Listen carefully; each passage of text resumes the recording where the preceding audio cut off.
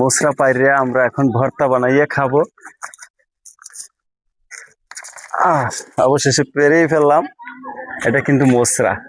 আসসালামু আলাইকুম, আপনাদের নোয়াখালী ভাবির হাতের একটি মজাদার একটি ভর্তা। তো ভর্তাটি দেখে আপনাকে অবাক হয়ে যাবে। তো এমন সুন্দর করে একটি ভর্তা বানাবে, আপনাদের মাঝে তুলে ধরবে। তো আমরা চলে আসলাম চিটাং থেকে বাড়িতে, নোয়াখালীতে চলে আসলাম। তো নোয়াখালী আসার পরে বোরকা খুলে কাঁচা দিয়ে নেমে গেল, এখন বর্তমানে মশরা কুচাতে শুরু করে দিল।